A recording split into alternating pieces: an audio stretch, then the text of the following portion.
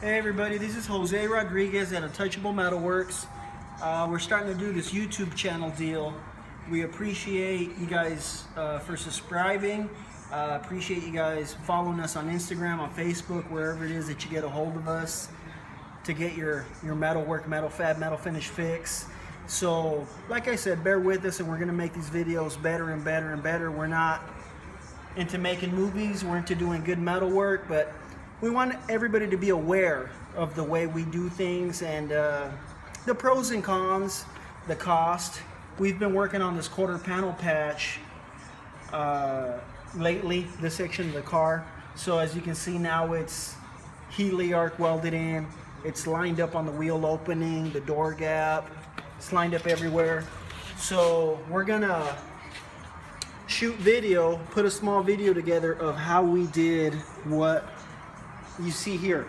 It's an aftermarket patch panel from Dad Chuck, Classic Industries, Dynacorn. Everybody makes the same panel, or everybody sells the same panel. So on Instagram, on our pictures, you'll be able to see what all we had to do to modify it, like tweak the door gap, shrink and stretch it. We had a pie cut this section, lean it forward, shrink and stretch this area here, because I believe this patch panel was for a sedan or a Bel Air, something like that. And of course you can see that the Nomads have a huge wheel arch, wheel opening. So on Instagram is where you'll see pictures of the step-by-step process. But then again, it's a lot easier on YouTube to actually see what we did. So stay tuned, check it out. Hopefully you guys enjoy it. Again, my name is Jose Rodriguez from Untouchable Metalworks. Hope you guys like it. So this is the patch panel that we've been working on for the 55 Nomad. And we're gonna start putting it in place, and we're gonna fuse tack it in with the Healy arc. So we're gonna set it where she goes, and then start here in the corner, I guess, and start tacking here and go back. So it'll be all fuse tacked all the way back, and then we'll put it where she goes, put some tack screws and line it all up, and then we'll planish the seam, and then we can start welding her up with the Healy arc. I don't know if we're going to be able to hammer weld it because it's hard to get inside, so we might just have to weld in a little spurts, but we'll just see where she goes. And basically everything that we do here, no matter what it is, if it's an economy job, if it's a high-end job, the fit is the same. So no matter what we do, what kind of car it is, what the budget is, our patches will always start out this way. The difference is in finishing. Some people want it finished so-so for a little bit of filler, minimal filler, and some people want it metal finish with no filler. So that's where the price difference is. There is no difference in fit and fab. The price difference is in finishing. So we just wanted to show you guys how you start a patch panel, how you fit it, how you tack it, how you planish it, and we'll just do it in spurts. It'll be a lot easier. Lining up the panel, we have a nice clean file fit edge on the original panel, a nice file fit straight cut on the patch panel. Started at the corner, and now we're just moving along. About every half inch, 5/8, we're putting a fuse weld. So that's the name of the game, just getting real close with the TIG torch. Let your cup rest on the panel, get about a 30-second away, and then just hit it with heat. I think I'm set up at about 75 amps right now. I know I'm not using all of the 75 amps, but just giving it enough heat to hold. And the flatter it is, or the evenness of the panel, the better it'll be to planish. It won't stretch out the seam when we planish. So we want these to be as flush as possible to avoid overstretching when it comes time to hammer and dolly the seam before we weld. So the way we do it You fit the panel, tack it, make sure it's pretty flush, and then we always planish before we weld. So I'll go ahead and do a few fuse tacks and just walk you guys through it. So right there we're nice and flush, I can feel it. Set the torch up. Check for the next one. And I'm moving the panel out here, in and out, whatever way it needs to go.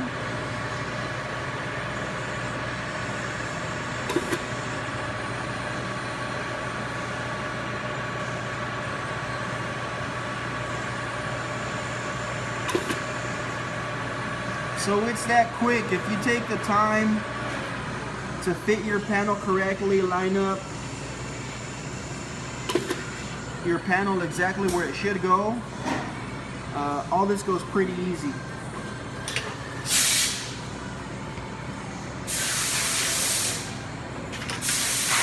And very important to note, the panel is not attached anywhere else. There's no clamps on it yet, no screws on it yet. We already had it screwed in place, vice grip in place, and it was good. So now it can just kind of be flimsy, and I can move it around any which way I need it so that I can tack this. So no biggie that it's flopping around right now. I'll get to move it anywhere I need it to make it flush. So that's what's going on in this section.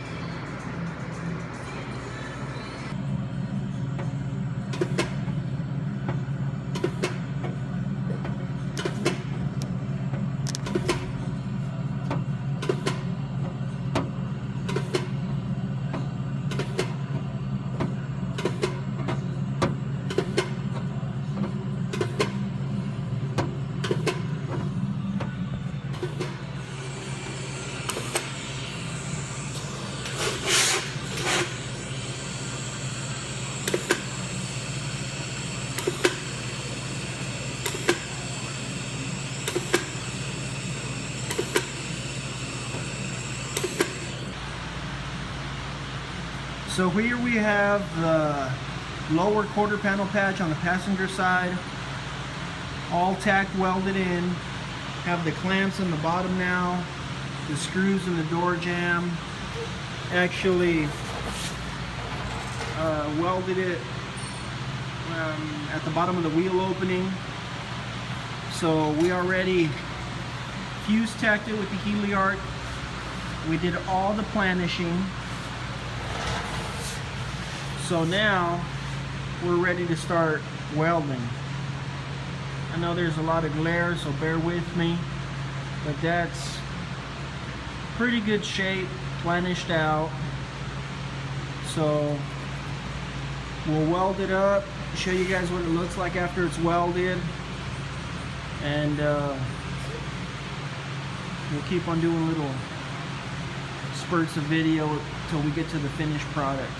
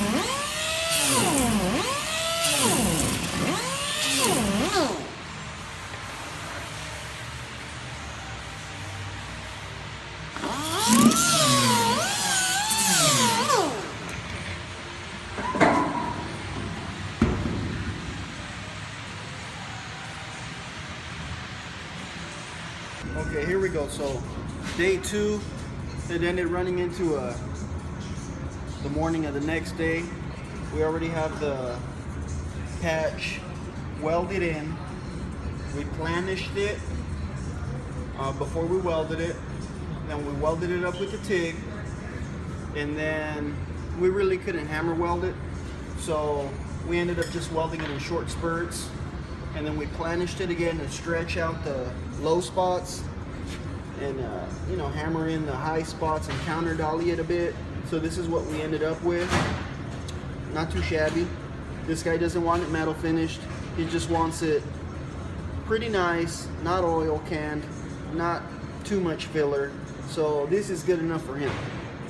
We have a quarter panel that's been ground on. I don't know if you guys can see the grind marks from whenever it was painted in the 70s or 80s. It had some dings, some holes. So the panel isn't perfect, so we kind of just massage everything as close as the customer wants us to get it. Just a little once over. So now we have the Rosette welds I did last night in the door jamb, and now we're going to Rosette weld against the inner rocker. And I have these vice grips that I modified. You won't get these on Eastwood. They're my own little design. One of my buddies that taught me had some like this, and it's just 3/16 brass. I have a backing plate, and then 3/16 brass on the front, the little U shape. So it looks like a body shim, fender shim, but they work really, really well because they're a heat sink. You can hit it with a lot of heat, and it's not going to blow through because you have the brass backing. So we're going to do a few to show you guys how we heliarc weld the Rosette welds. I don't use a MIG on cars like this because he doesn't want it perfect, but then again, I don't want it to fall apart later on. So that's why the Rosette welds on this car are where we can get in with the heliarc welded. That way we don't have to worry about nothing cracking, splitting apart. So that's the reason for welding them up with the TIG. Not everybody wants it that way. On the real economy jobs, we do MIG weld. But on this one, just because it's a 55 Nomad, they're worth a little bit more. We're making sure everything is as good as we can possibly make it. So I already have one set up here on the bottom, as you guys can see. So I have my duckbill vice grips, everything's lined up. You can see what the penetration on the heliarc Rosette weld is. You can see the weld nice and flush, the heat zone all the way around. So we know we have full pen on that. So there's no issues, no worries. I can sleep at night and everything's good. So we just set up this other one right next to it.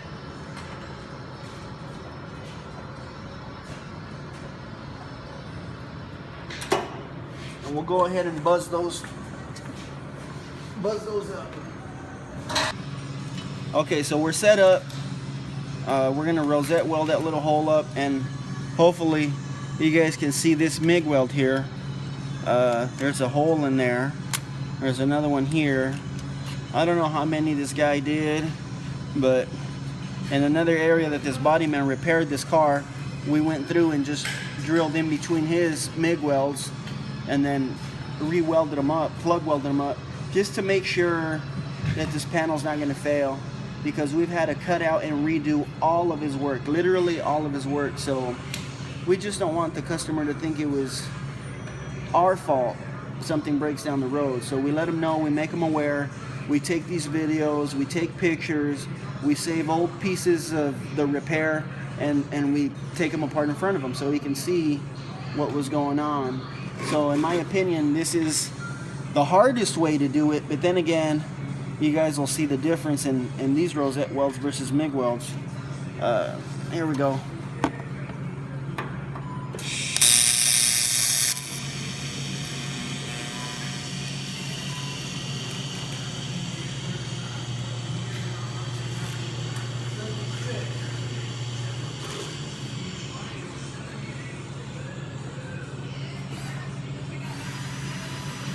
So there we have one, and the heat stays inside the clamp.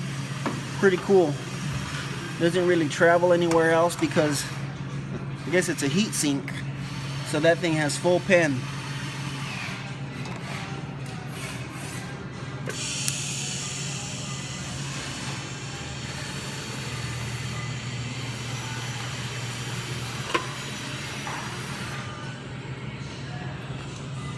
There we go. And if you noticed, I grabbed the wrong welding rod. That's silicone bronze. So here we go. Make sure I got steel welding rod again. That won't be too bad. It happens.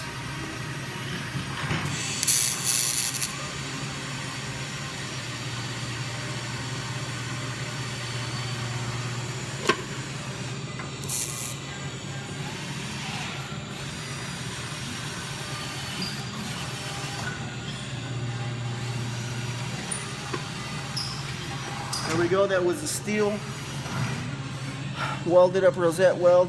You can see the heat that was there, and we want to make sure that we really cook them.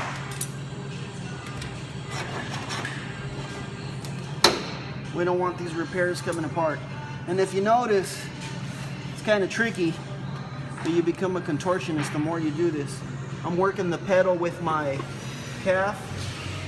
That's how I push down on the pedal. So it can get pretty tricky. You're using your hands, your legs, but that's the name of the game.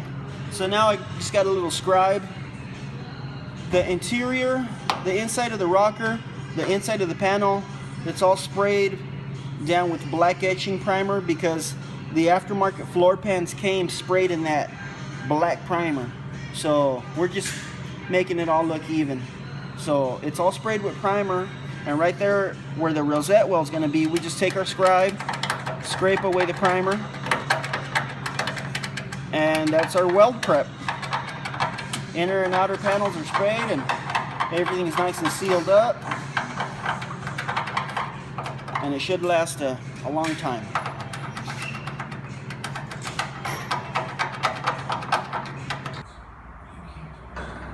So here we have the patch panel all welded in. The rosettes welds, the B pillar rather, quarter panel, rocker joint. That's just black etching primer. So here you can see it all finished.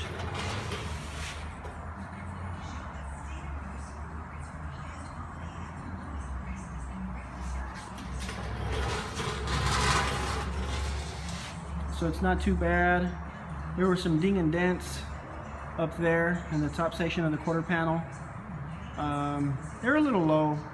Customer said it's all right. The body shop will either heat shrink with their fancy electric modern body shop deal, and they'll take care of that. That way they can give them a package deal. But that's what we did. We also lined up the rocker, ended up gapping it. We did the door skin on the door. So that is the original inner to this Nomad. And what we ended up doing, I believe the skin is from Dan Chuck.